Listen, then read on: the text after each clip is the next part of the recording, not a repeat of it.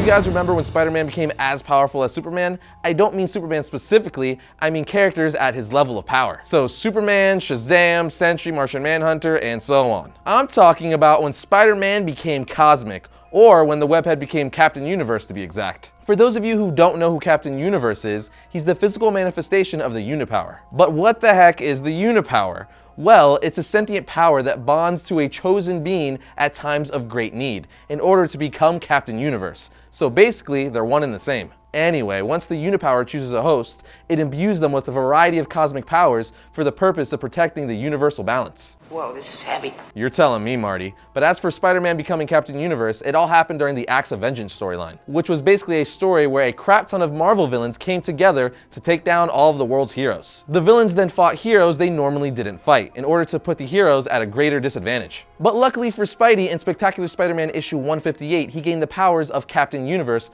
through a freak accident at Empire University, where he was helping a professor. While there, one of the machines in his lab overloaded, causing it to explode and release unknown energies that flowed through Peter Parker's body, giving him the cosmic powers of Captain Universe. I will add, however, that he didn't take on Captain Universe's consciousness, so Spider-Man didn't really know what the heck was going on. He just knew he was way more powerful out of nowhere, and I mean way more powerful. For example, he single-handedly defeated Dragon Man, one of the most powerful androids ever created in the Marvel Universe. He also defeated the Tri Sentinel. The Tri Sentinel is 3 Sentinels fused into one by Loki's magic. Some of you might still be thinking, so he beat 2 strong robots. Big whoop, that's not super impressive. Well, both are crazy impressive if you know anything about Dragon Man and the Tri Sentinel. But I'll take it up a notch. Spidey also freaking punched the Grey Hulk into space. You heard me correctly, from Earth into space. This left the Hulk floating around in orbit, so Spider-Man had to fly into space and bring him back down to Earth. After he brought the Hulk back down to Earth, the Hulk says, "If you're looking for a thanks, forget it.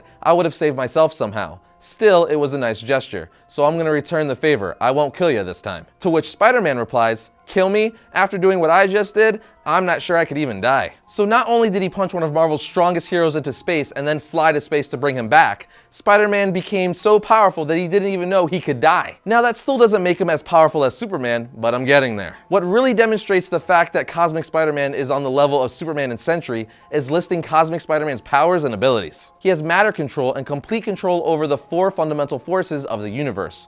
With this, Spidey can rearrange matter to create anything he wants. He can also manipulate and discharge any form of energy or radiation. He can shoot energy beams from his hands with so much destructive force it can destroy planets. He also has nearly limitless godlike strength, along with being invulnerable. His whole body is resistant to injury and can easily withstand the crushing pressure from a freaking black hole. He can even withstand plunges into stars and survive supernovas unharmed. Then he has Univision, which is a sense that allows him to see things at a subatomic level or at far distances. This version of Spider-Man can also fly, phase through solid objects, is capable of transdimensional travel, can grant limited cosmic powers to others, and the list goes on for days. What it really comes down to is that the Uni-Power grants situational power, meaning it grants the host whatever it needs to overcome the crisis or situation at hand, making whoever is chosen to be Captain Universe and given control of the Uni-Power one of the most powerful beings in the universe, if not the most powerful. But before you ask, that doesn't mean Cosmic Spider-Man could beat the one above all. As a side note, in the main 616 universe,